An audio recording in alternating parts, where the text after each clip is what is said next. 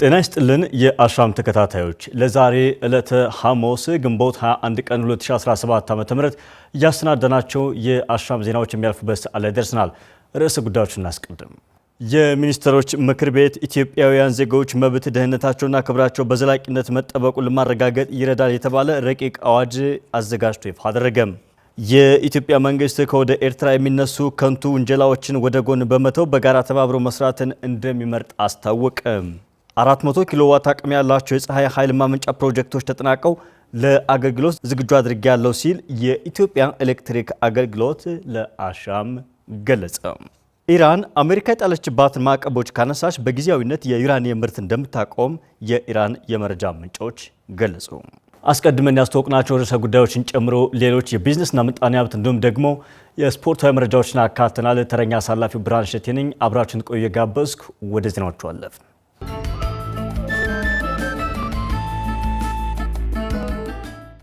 የሚኒስትሮች ምክር ቤት ኢትዮጵያውያን ዜጎች መብታቸው ደህንነታቸውና ክብራቸውን በዘላቂነት መጠበቁን ለማረጋገጥ ይረዳል የተባለ ረቂቅ አዋጅ አዘጋጅቶ ይፋ አደረገ።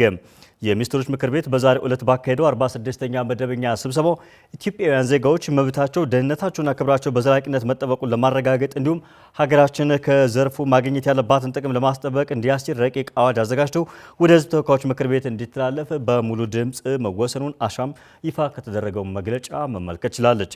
ምክር ቤቱ ከዚህ በተጨማሪ በአራት ረቂቆች ላይ ተወያይቶ ውሳኔ ማሳለፉን በዚሁ መግለጫ ተመላክቷል።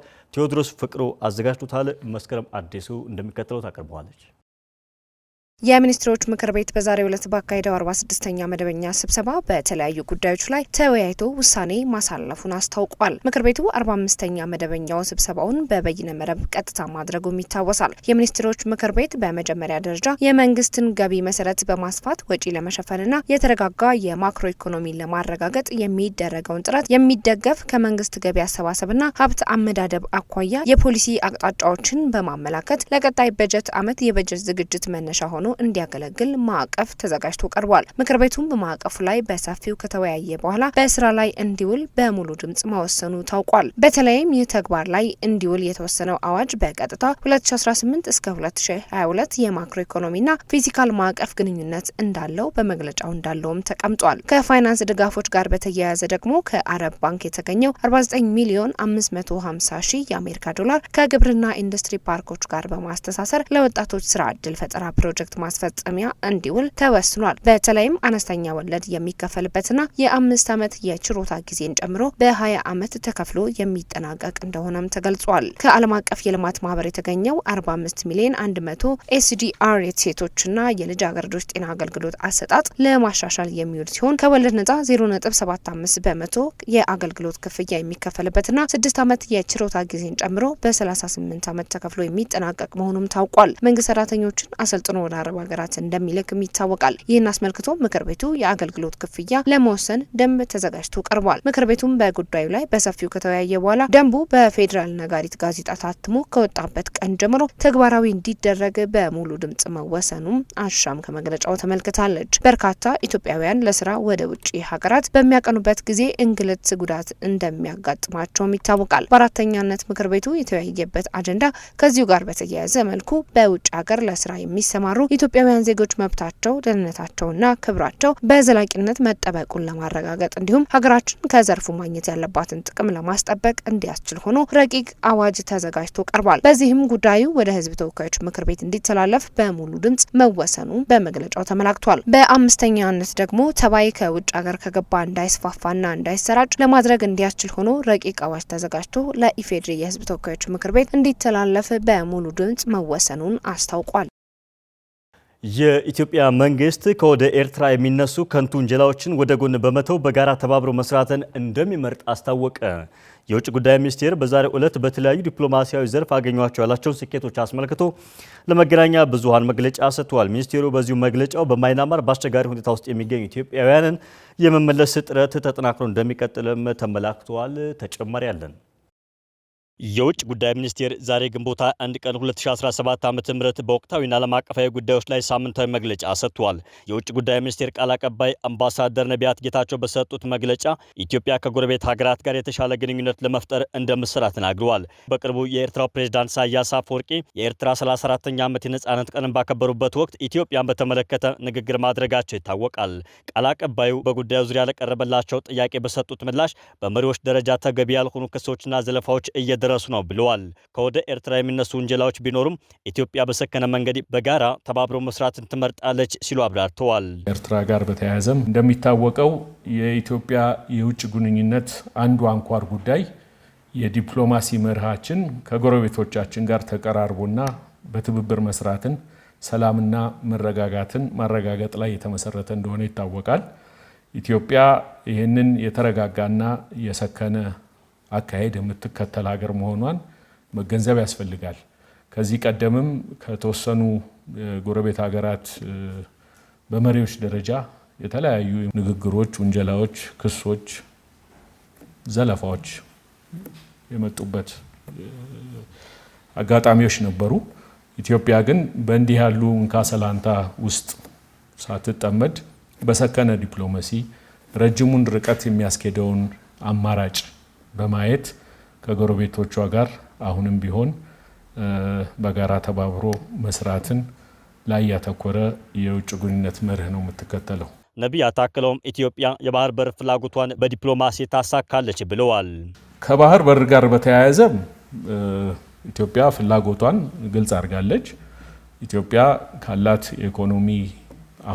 የኢኮኖሚ አቅምና ፕሮጀክት ተደርጎ ልደርስ የምትችለውን ኢኮኖሚ አቅም ካላት አጠቃላይ የሕዝብ ብዛት በመነሳት በዙሪያዋ ያሉ የባህር በሮችን የመጠቀም ፍላጎት እንዳላት ደጋግማ በአጽንኦት አስቀምጣለች። ይህ የባህር በር የሲ አክሰስ ጥያቄዋ በህጋዊ ፍትሐዊና ዲፕሎማሲያዊ በሆነ መንገድ ብቻ እንደምታስፈጽምም ግልጽ አድርጋለች።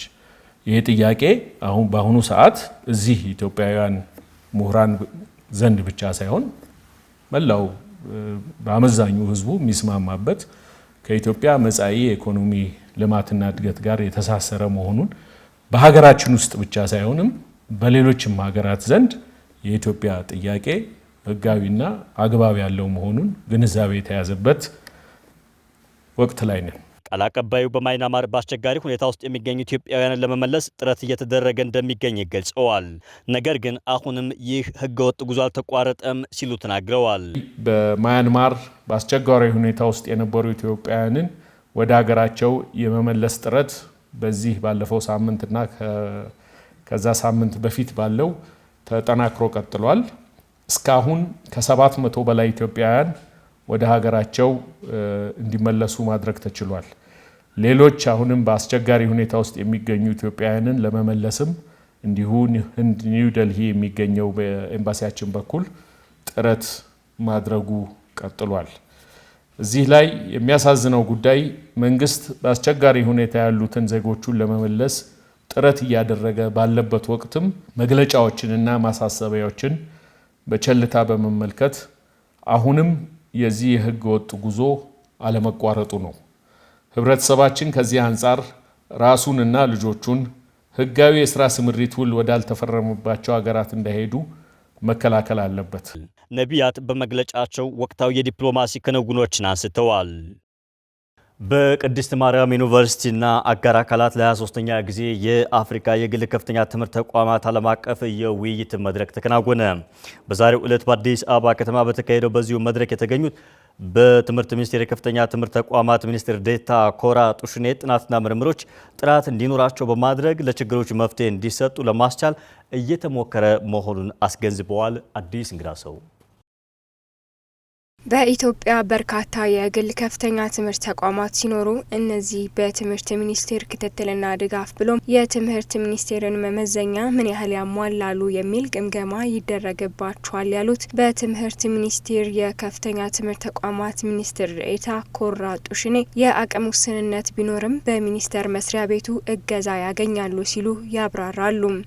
በትምህርት ሚኒስቴር በኩል የትምህርትና የምርምርን ጥራት ሊያሻሽሉ የሚችሉትን ፓኬጆች እንደ መንግስት ትምህርት ተቋማቶች ሁሉ አብረው የአቅም ግንባታ እንዲያገኙ ይደረጋል። የድጋፍ ሱፐርቪዥኖች ክትትል ይደረጋል። በአሁኑ ጊዜ ባለው በቂ አይደለም፣ ግን ወደፊት ኦፍኮርስ ያለው የአቅም ውስንነት ስላለ በአሁኑ ጊዜ እየተሰጠ ያለው ድጋፍ ለሁሉም በቂ አይደለም፣ የግልን ጨምሮ ማለት ነው። ግን እንደ ትምህርት ሚኒስቴር የግል እና የመንግስት ብሎ የሚለየው ነገር የለም። ለሁሉም ድጋፍ፣ ምክንያቱም ሁለቱም ዜጎችን ስለሚያገለግሉ ጥራት ያለው ትምህርት ለዜጎች ማድረስ የትምህርት ሚኒስቴር ኃላፊነት ነው። ሁለቱም በዚህ ውስጥ ያሉ ስለሆነ በመንግስት ብቻ ሳይሆን በግልም ተመጣጣኝ የሆነ ጥራት ሊኖር ይገባልና በትምህርት ሚኒስቴር ትኩረት የሚሰጠው እኩል ነው ማለት ነው በእኛ በኩል። ሚኒስትር ዴኤታው ይህንን ያሉት በኢትዮጵያ ከሚገኙ የግል ከፍተኛ ትምህርት ተቋማት አንዱ የሆነው የቅድስተ ማርያም ዩኒቨርሲቲ ከመንግስትና በአፍሪካ ከሚገኙ የተለያዩ ዩኒቨርሲቲዎች ብሎም ዓለም አቀፍ ተቋማት ጋር በመተባበር ለ23ኛ ጊዜ ባዘጋጀው የአፍሪካ ከፍተኛ የግል የትምህርት ተቋማት ዓለም አቀፍ የውይይት መድረክ ላይ ሲሆን ኃላፊው የመድረኩን ጠቀሜታ እንደሚከተለው ገልጸዋል። የዚህ አይነት ስብሰባ አንዱ የሚያደርገው የትምህርት ተቋማቶች እንዲገናኙ፣ ልምድ እንዲለዋወጡ፣ እንደገና ደግሞ ከግል ትምህርት ተቋማቶች ከመንግስት ትምህርት ተቋማቶች ከኢትዮጵያ አልፈው ከአፍሪካ ሀገሮች ጋር ከአፍሪካ አልፈው ከዓለም ትምህርት ተቋማቶች ጋር እንዲተባበሩ እድል ይፈጥራል ማለት ነው ይሄ ኮንፈረንስ። ከዚህ ቀደም ተማሪን ማስመረቅና የምርምር ወረቀቶችን ማሳተም እንደ ውጤት ይቆጠር ነበር ያሉት ሚኒስትር ዴኤታው፣ አሁን ግን የውጤት አመራር በሚል ስንት ተማሪ የመውጫ ፈተናውን ያልፋል፣ ስንቱ ስራ ይይዛል፣ ተቀጥሮስ ምን ያህል ስራውን በአግባቡ ሊሰራ ይችላል የሚለው ለዩኒቨርሲቲዎች መመዘኛ መሆኑን ተናግረዋል። በምርምር በኩልም የጥናት ጽሁፎችን ከመጻፍና ከማሳተም ባሻገር ምን ያህል ችግር ፈቺ ናቸው፣ ወደ ፖሊሲስ ይቀየራሉ የሚለው ይታያል ሲሉ በተለይም የመንግስት ከፍተኛ የትምህርት ተቋማት ወደዚህ ስርዓት መግባታቸውን ተናግረዋል። ባለፉት 5 ዓመታት የሚታየው የምርምር ወረቀቶች በእጥፍ ማደጉን ያነሱት ኃላፊው ከጥራት አንጻር የሚነሱ ጥያቄዎችን ለመፍታት ግን የሚሰሩ ስራዎች መኖራቸውን ያብራራሉ። በተለይ በቁጥጥሩ ላይ ጥሩ ስራ ይጀምር ነው ያለው አለ። ለምሳሌ ዩኒቨርሲቲዎች ምርምር ሲሰሩ የተማሪዎች ምርምር ከማስገባታቸው በፊት ይሄ ማረጋገጫ ቴክኖሎጂ አለ፣ አንቲፕሌጀሪዝም ቼከር አለ። ምናልባት አሁን ከዛ መቅዳት ሀሳቡን መስረቅ ብቻ ሳይሆን ሌላ ደግሞ አዲስ የመጣ አርቲፊሻል ኢንተለጀንስ አለ፣ ጄኔሬቲቭ ኤአይ የሚሉት እሱ ስራውን ይሰራልሃል። እሱንም ቼክ የሚያደርግ ስርዓት አለ እና በአሁኑ ጊዜ ዩኒቨርሲቲዎቻችን ወደዚያ እንዲገቡ እነዛ ሶፍትዌር ለሁሉም ተቋማቶች በተለይ ቲሲስ የሚሰሩ መመረቂያ ጽሁፍ የሚሰሩት እዚያ ውስጥ እንዲገቡ እየሰራ ነው ያለ ነው ማለት ነው። ሁለተኛ ምርምሮቹን ደግሞ በተበታተነ መልኩ መስራት ሳይሆን ሰብሰብ አድርጎ መስራት። ምርምር ሀብቱም ፋሲሊቲውም ገንዘቡን ሰብሰብ ካልተደረገ ውጤት የለው። ገንዘብ ከሌለው ከሱ ላይ ተቀሻሽቦ ሲሰራ ውጤቱ በዛ ላይ ደካማ ነው ሆነውና ዩኒቨርሲቲዎች በዛ ላይ ሀብታቸውን ሰብሰብ አድርገው እንዲሰሩ አዲስ ፖሊሲ ወጥቷል። የዘንድሮ የውይይት መድረክ ትኩረቱን ያደረገው በምርምር እድገትና በአካዳሚ ሙያዎች ላይ መሆኑን የገለጹት የቅድስተ ማርያም ዩኒቨርሲቲ ፕሬዝዳንት ወንደሰን ታምራት በተለይም በምርምር ስራ ላይ ስላሉ ችግሮች ብሎም ለአፍሪካ አጠቃላይ እድገት የሚያበረክቱትን አስተዋጽኦ የሚገልጹ ጽሁፎች የሚቀርቡበት መሆኑን ገልጸው የመድረኩን ዓላማ አብራርተዋል። ከፍተኛ ትምህርት በአብዛኛው በአፍሪካ ደረጃ ይደረጋል የሚባለው የምርምር ደረጃ ውስንነት አለበት። ይህንን በማስፋት በኩል በማሻሻል በኩል የራሳችንን አስተዋጽኦ አድርገናል ብለን እናስባለን። ይህ አስተዋጽኦ በቅድስት ማርያም ዩኒቨርሲቲ ብቻ የተሰራ ሳይሆን በተለይ ከኢትዮጵያ የፌዴራል የትምህርት ሚኒስቴር ጀምሮ የአሶሲዬሽን ኦፍ አፍሪካን ዩኒቨርሲቲዝ፣ አሁን ደግሞ የኢንተርናሽናል አሶሲዬሽን ኦፍ ዩኒቨርሲቲዝ፣ የኢንተርናሽናል ኔትወርክ ፎር ኳሊቲ አሹራንስ ኤጀንሲዝ ኢን ሃየር ኤጁኬሽን እና በዓለም ዙሪያ የሚገኙ ተመራማሪዎች በጋራ የሚገናኙበት፣ በጋራ ሀሳቦቻቸውን የሚለዋወጡበት፣ በጋራ ለመስራት ቃል ኪዳን የሚገባቡበት ዘርፍ ነው። በዚህ ደረጃ እውቀት በማስፋት ቅድም እንዳልኩት ለፖሊሲ ግብዓት ተጨማሪ ግብዓቶችን በማቅረብ እና በዚህ ዙሪያ አፍሪካ ልታበረክት የምትችለውን ስራ የተሻለ እና የሚታይ እንዲሆን በማድረግ ደረጃ ሰፊ ስራዎች ሰርተናል ብለን እናስባለን። ምርምር በከፍተኛ ትምህርት ተቋማትና በተመራማሪዎች በላብራቶሪ የሚታወቅ ብቻ ተደርጎ ይወሰድ ነበር ያሉት ፕሬዝዳንቱ ይህ ሀሳብ ተቀይሮ እንዴት የህብረተሰቡን ችግር መፍታት ይችላሉ ወደሚል መምጣቱን ገልጸዋል። ግል ተቋማትም ወደ ምርምር በመግባት የተሻለ ስራ ስለመስራታቸው ተናግረዋል።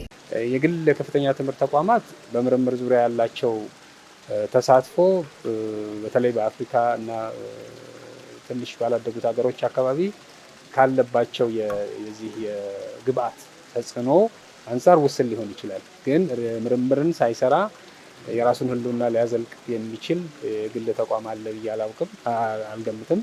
የመንግስት ተቋምም ሊሆን እንደዚሁ ነው። በየጊዜው የምናየውም ነገር ኢትዮጵያ ውስጥም በዚህ ዘርፍ ቀደም ሲል የነበሩ ድክመቶች እየተሻሻሉ ብዙ የግል ከፍተኛ ትምህርት ተቋማትም ወደ ምርምር ስራ እያተኮሩ ነው።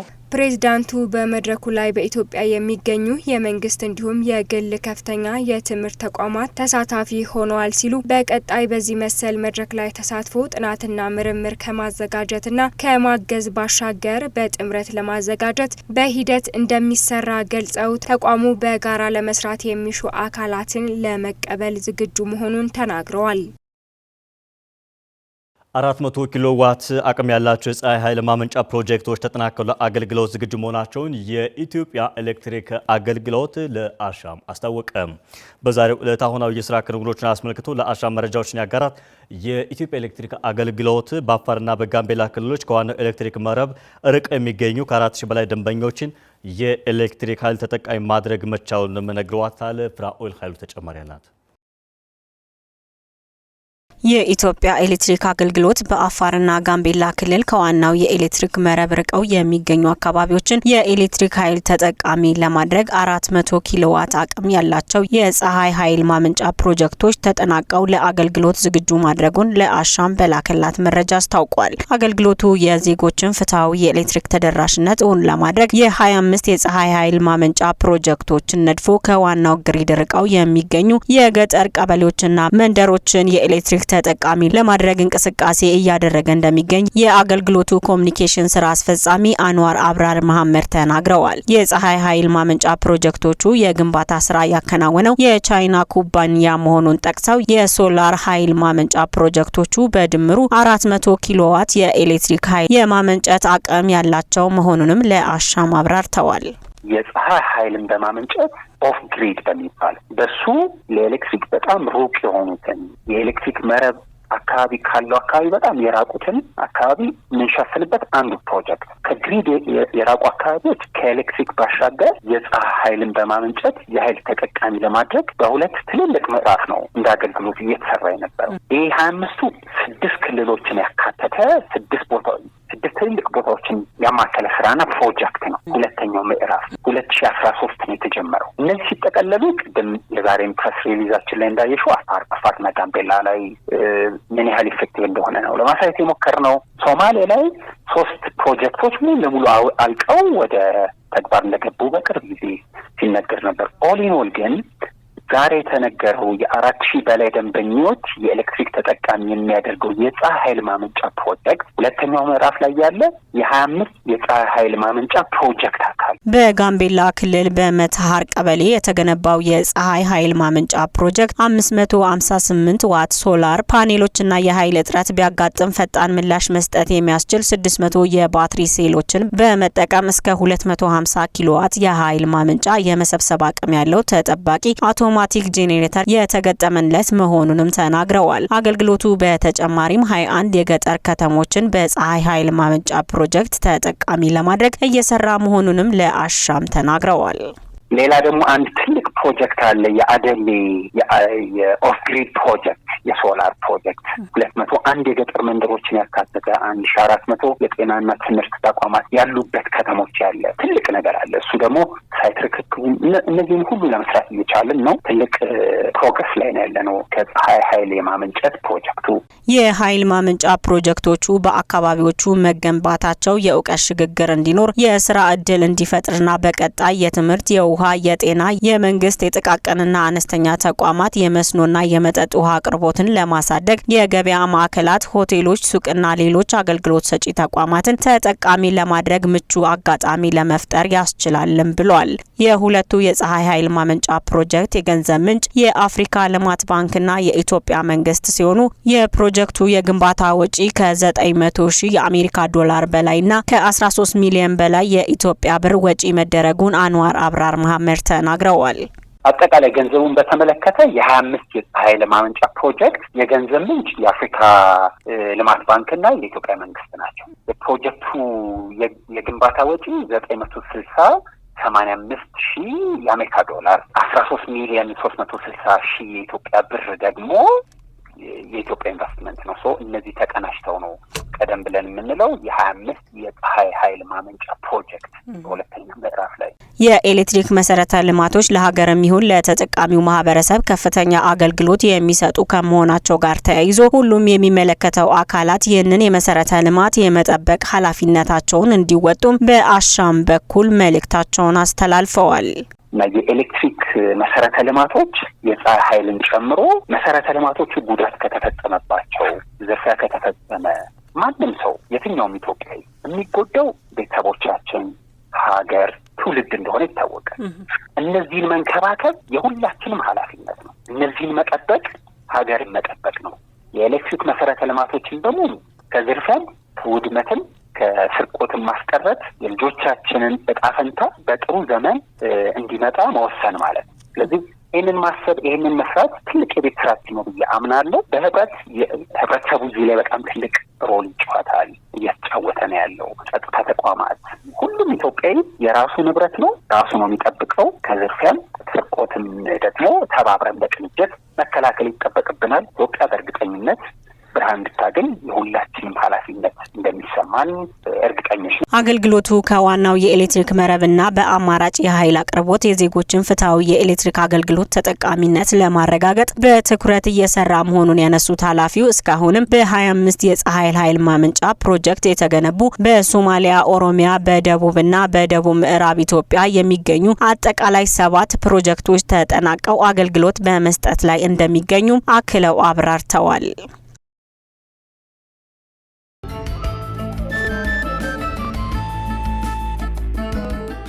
ተመልካቾቻችን የሰዓቱን ዜናዎች ከማጠናቀቃችን በፊት ርዕሰ ጉዳዮችን በድጋሚ እንጠቁማቸው። የሚኒስትሮች ምክር ቤት ኢትዮጵያውያን ዜጎች መብት፣ ደህንነታቸውና ክብራቸው በዘላቂነት መጠበቁን ለማረጋገጥ ይረዳል የተባለ ረቂቅ አዋጅ አዘጋጅቶ ይፋ አደረገ። የኢትዮጵያ መንግስት ከወደ ኤርትራ የሚነሱ ከንቱ ውንጀላዎችን ወደ ጎን በመተው በጋራ ተባብሮ መስራትን እንደሚመርጥ አስታወቀ። 400 ኪሎዋት አቅም ያላቸው የፀሐይ ኃይል ማመንጫ ፕሮጀክቶች ተጠናቀው ለአገልግሎት ዝግጁ አድርጌያለሁ ሲል የኢትዮጵያ ኤሌክትሪክ አገልግሎት ለአሻም ገለጸ። ኢራን አሜሪካ የጣለችባትን ማዕቀቦች ካነሳች በጊዜያዊነት የዩራኒየም ምርት እንደምታቆም የኢራን የመረጃ ምንጮች ገለጹ። ለዛሬ ዕለተ ሐሙስ ግንቦት 21 ቀን 2017 ዓ.ም ከአሻም ቴሌቪዥን ያስተናዳናቸው የሰዓቱ ዜናዎች ቀደም ሲል የተከታተላችኋቸውን ይመስሉ ነበር። አብራችሁን ስለነበራችሁና ስለተከታተላችሁን ከልብ እናመሰግናለን። ተረኛ አሳላፊው እኔ ብርሃን እሸቴ ነኝ። በቀጣይ ከአሻም ቴሌቪዥን የሰዓቱ መሰናዶዎች ወደ እናንተ መድረሳቸውን ይቀጥላሉ። እኔ በዚህ በኩል ሰናበታችኋለሁ። አሻም ለሁላችን።